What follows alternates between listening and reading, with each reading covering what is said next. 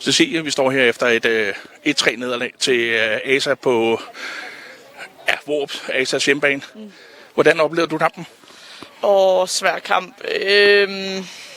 Sådan lidt sådan sæsonpremiere med mange naver og meget stress. Ikke noget ro på bolden. Ja, svær kamp.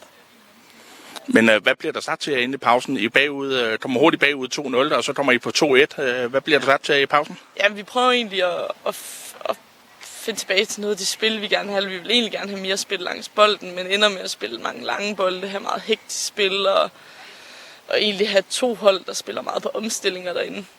Og der prøver vi egentlig at få lidt mere ro på spillet. Så spørgsmålet om det lykkes i anden halvleg, men det var det, vi snakkede om derinde. Hvordan er det så at have en rival for den anden del af byen, kan man sige, op i den bedste liga? Hvordan er det? Jamen, det synes jeg egentlig kun er sjovt.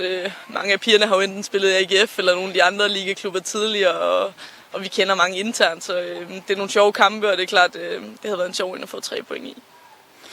Ja, fordi så havde jeg også haft underretten. Men hvordan har du og I som spillere oplevet optakten til den her kamp her? Har der været sådan en speciel hype omkring det? Nu kommer der endelig et lokalopgør i Aarhus på kvindesiden. For at være ærlig, så tror jeg, at den hype måske er blevet piftet en lille smule af, at vi ikke kom ud til Vorup og spille. Jeg tror, det havde været lidt noget andet, hvis vi havde spillet ind på Frederiksbjerg. Så tror jeg helt sikkert, der havde været en anden hype. Så andet end os spillere internt, der jeg som sagt kender hinanden, så har jeg ikke mærket det store.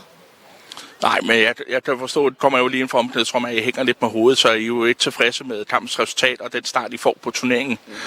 Der er jo nogle af eksperterne, der har været ude at sige før sæsonstarten her, at I kommer til at gå en svær sæson i møde.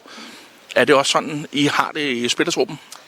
Internt tror jeg, vi har stor tro på tingene, men er også bevidst om, at der har sket en stor udskiftning over pausen. Og som du siger, vi har haft en kort opstart. Der har ikke været mange uger, inden vi spillede første turneringskamp i dag. Så vi ved også, at det er et hold, der skal bygges op. Og det må komme i løbet af sæsonen, og så må vi se. Nu venter Kolding her i næste lørdag, eller næste weekend i hvert fald. Men hvad kan I tage med for kampen i dag, og så til den kamp mod Kolding?